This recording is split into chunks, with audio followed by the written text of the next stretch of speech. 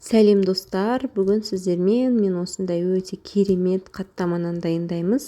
Қаттама нанды ұнатпайтын адам жоқ, барлығымыз жақсы көреміз, сондай керемет, көрсек жегіміз келіп тұрады. Ендеше осыны үй жағдайында жасаймыз қазір. Арасына неше түрлі начинка салсаңыздар болады. Кәнеки кеттік. Ең алдымен осындай кішкене ғана ұнымызды өздеріңіздің қалауларыңызша салып алсаңыздар болады. Мен мына жерде 5 қаттаманан шығатындай етіп ұн салдым. Оның үстіне тұздалған су. Тұзын ашты қылмаймыз, кішкене ғана тұз саламыз. Себебі бұған көп қоссақ, тұзымыз ашты болып шығып кетеді. Тек еттің қамырын илегенде етіп, жұмсақ етіп қамыр илейтін боламыз. Қатты болмасын, жұмсақ болсын. Солай жақсылап тұрып қамырымызды илеп аламыз. Мінекей, менің қамырым дайын. Осындай жұмсақ, қолға жабыспайтын болды. Енді осының бетін жауып, қазір кішкене июі қанғанша жарты сағат немесе 1 сағаттай қойып қойыңыздар достар. Дәл видеодағыдай көріп тұрғандарыңыздай, мен қамырымызға ешқандай қосқан жоқпын, тек қана ұн мен тұзды суымызды ғана қостым. Ешқандай сүт, жұмыртқа, ештеңе қоспаймыз. Олай да пісіруге болады. Ондай жолын мен сіздерге келесі жолы көрсететін боламын. Мынау ең қарапайым жолмен тез дайын болатын қаттама нанымыз.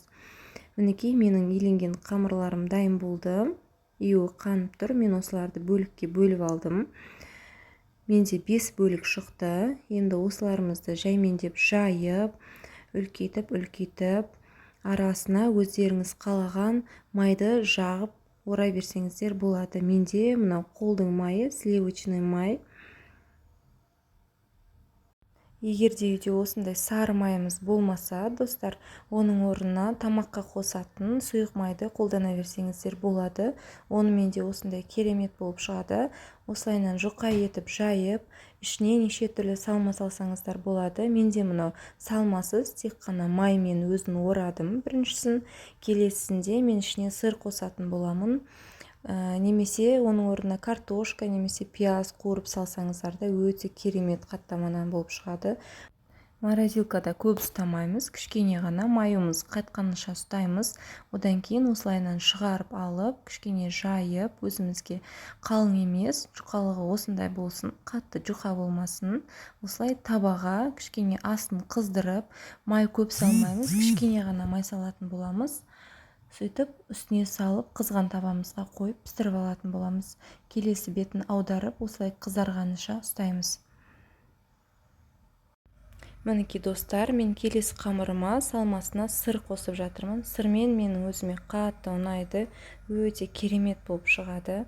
Осылайынан сырымызды сеуіп, оны да дәл жаңағыдай етіп, біріншідей етіп орап, морозилкаға кішкене ұстайтын боламыз. Мінекей достар, өздеріңіз көріп тұрғандай, өте қарапайым рецептпен дайындалған қаттама нандарымыз дайын болды. Міндетті түрде үйде жасап көріңіздер. Және де менің осы рецепттерім ұнап жатса, лайк басып, комментарий қалдырып, менің каналыма тіркеліп кетіңіздер. Сіздермен болған мен Әйгерім, өздеріңіздің қазақ қыздарыңызға қолдау көрсетіп кетіңіздер.